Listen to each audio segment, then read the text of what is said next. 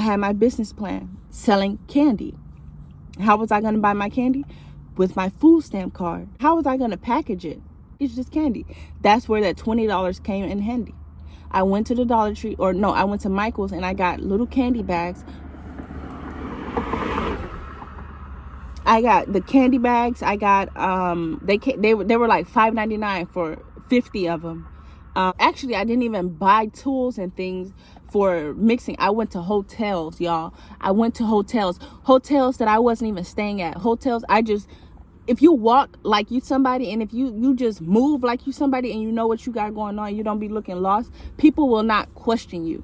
So I will walk into these fancy hotels, DoubleTree, the Hilton, Comfort Inn, and I will go straight to their dining area where they have the free breakfast, and I will go and I will stack up on forks, spoons, plates. Sometimes I will ask sometimes I'd ask the clerk. I'd be like, hey, can I just get some bowls and some plates and stuff? And they would be like, yeah, sure, go ahead.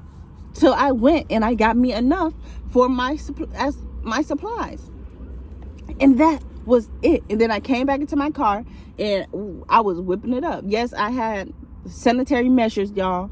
I wasn't just out here doing stuff. No, because I made Zeke snacks before, and sometimes they would even let me sit in those hotel cafe areas, so I would make candy there and I package it up and I go to different. This is what it was.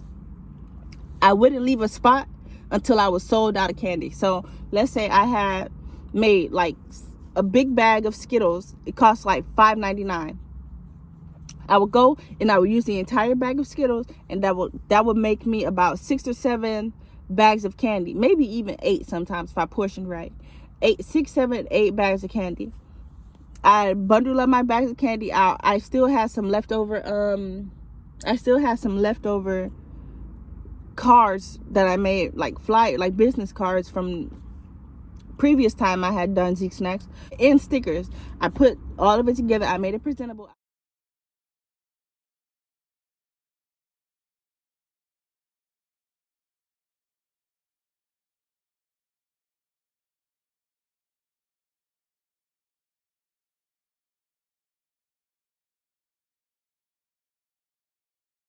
I would sit out at a QT, it's a gas station, and I would just be at the door and I go around, hey, my son, he's in Houston and we have a small business. This is what we do. This is what we have. I was wondering if you'd like to make a donation or you'd like to make a purchase to his small business. And y'all, that's what I would do. I would drive around to different spots. I would, like those mechanic shops. I would go to QT. I go to hotels. I walk into law firm, like small law firms, and I would go and go until I was sold out. And I did that for 3 days. For 3 days straight. And when I was done with everything that I had bought, when inventory was cleared out and I had nothing but the money, I'd go and do it again. But the thing is, I had stopped because I made enough money to go and see. No, I hit the goal.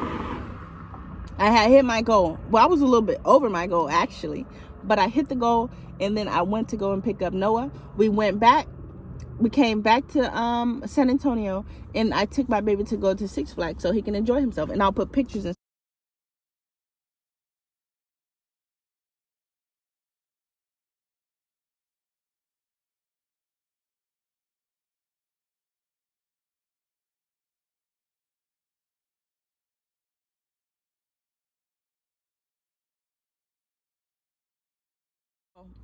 there's so much money out here.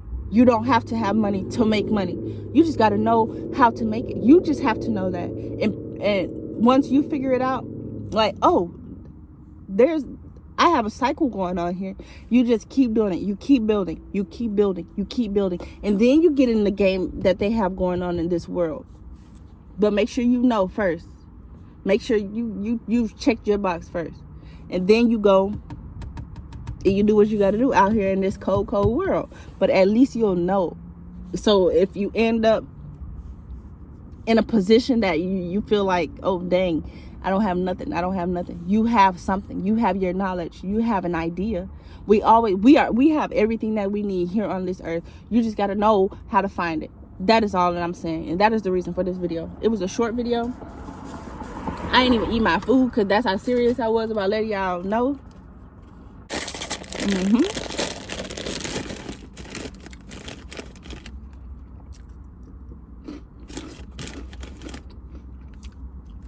There's too much money out here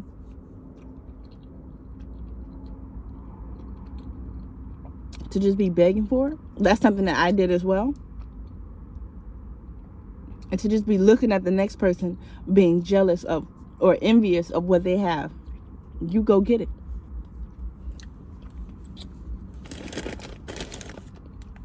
And that's what I'm on now. I'm on, I don't want to work for anybody. I don't like working for other people.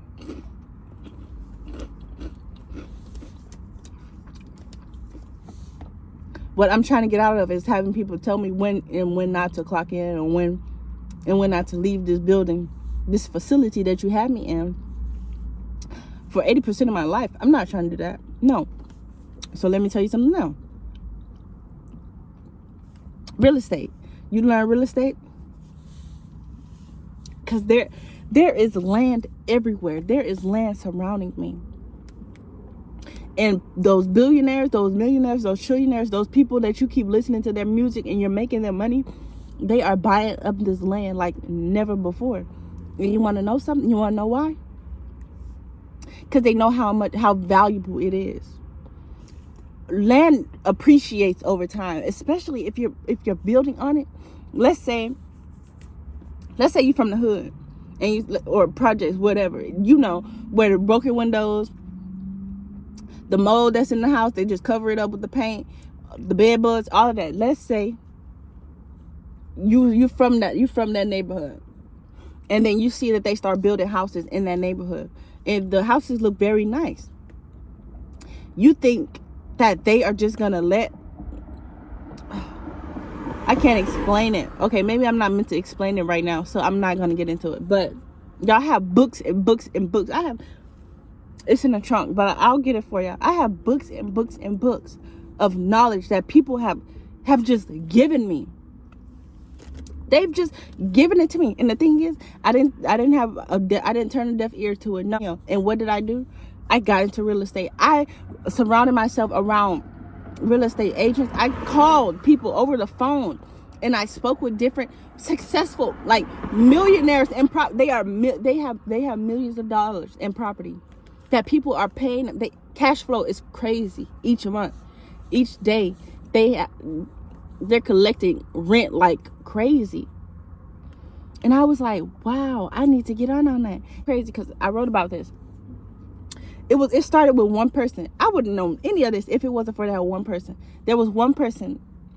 He came into my life at the time when I first started my spiritual journey, and I was like, what is going on? He came in and he just kind of confirmed everything that I was going through, and I was like, okay, people actually go through this. He came in, he confirmed it, and he told me about a couple things that the government is doing, and that the stuff that they are trying to control, or they are controlling because we are letting them. Y'all are the people that are still asleep in the matrix.